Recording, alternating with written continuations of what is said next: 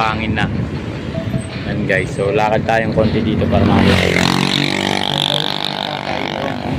Tinda dito ni tatay na yun.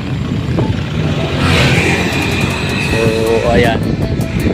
Pinadaanan lang natin yung tatay na yun.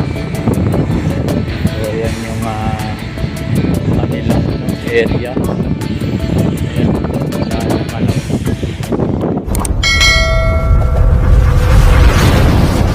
Guys, update tayo, no, reclamation area. So ito yung natirang tubig na lang dito guys. So yan, puro bundok na ng buhangin. Ayan, may mga barko pa na nag-ano dyan, lalaglag ng buhangin guys. So yan, nandito tayo sa mga tulay. Ayan o, yung area ng reclamation guys. Ito na yan sa may gilid ng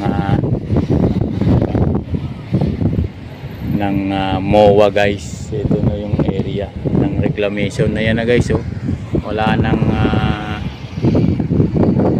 tubig, no? Ayan, puro buhangin na, puro tambak na ng buhangin dito guys. So ayan na yung area, no, ng reclamation. So yun, maraming salamat po sa inyong lahat na walang sawa ninyong pagsubaybay sa aking YouTube channel. Thank you very much po sa inyong lahat. So ayan na yung naging resulta ng reclamation guys, no. Halos sa disyerto na, wala nang buhangin, wala nang tubig, no, puro buhangin na. Yan guys, so lakad tayong konti dito para makakita. Tinda dito ni tatay na yun. So ayan, pinadaanan lang natin yung tatay guys. So ayan yung kanilang area. Ayan, wala nang alam.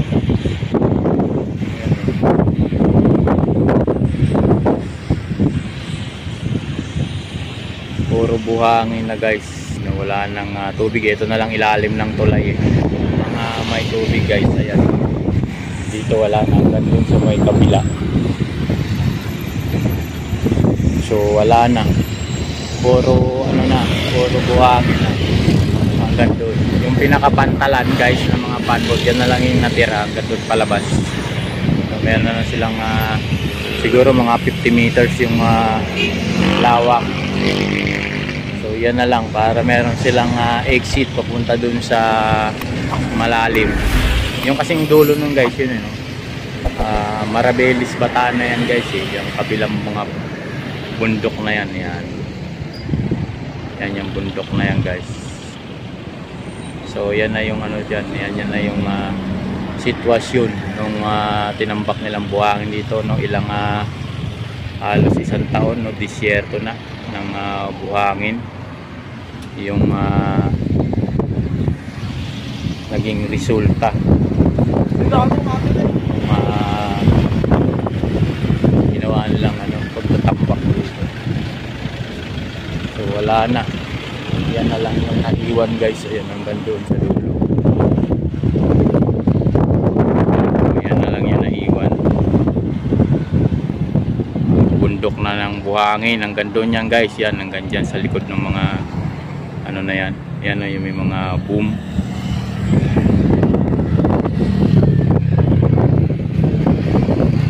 Yan na yung reclamation area guys. So may gilid yan ng MOA.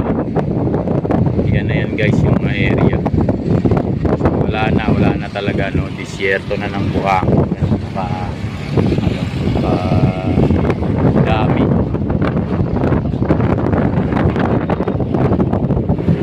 Nakarami. Kaya nakakapanghinayang. So hindi naman natin alam kung ano yung itatayo dyan. No, darating ang araw, puro building na yan guys. So wala nang tubig, no, pagdating ng ayan, puro building na.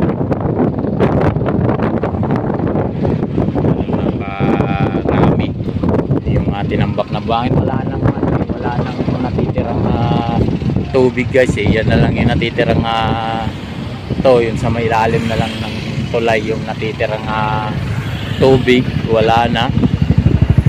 Ayan na lang yung natitira. So puno na lahat halos sa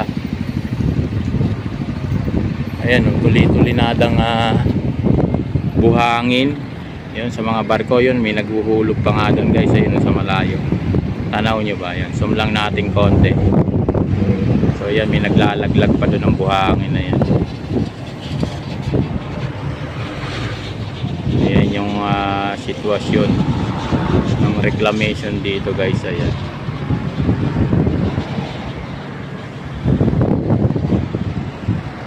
Ayan, tuloy, gabundok na yung buhangin guys yan.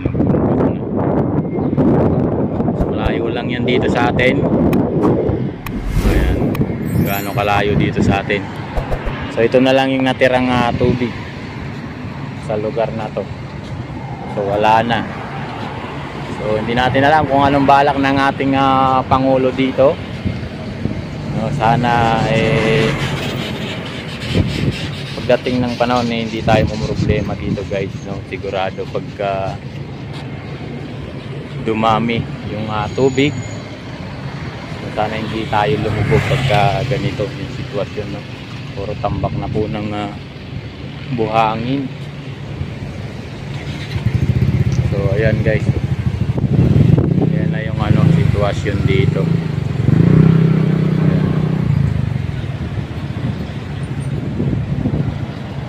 Doon yan, yung likod niyan sa may hotel na yan guys, yan puro reclamation na yan hanggang doon sa dulo.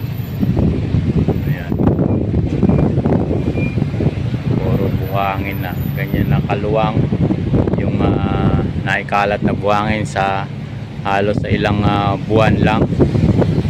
Yan na yung sinapit nitong area na to guys, puro buhangin na. Meron ng mga tumutubo ng damo konti-unti.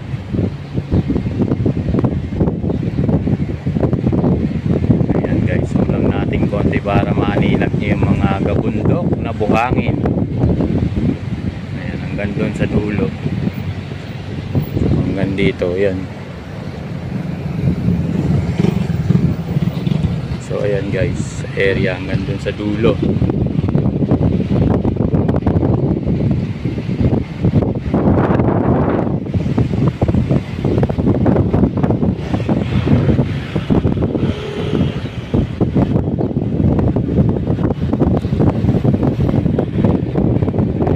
Buhangin. So wala nang natirang wala nang natirang tubig, puro buhangin na guys. So yan yung tambak. Yan kung saan yung naging disyerto na ng buhangin guys. Yung area yan. Dito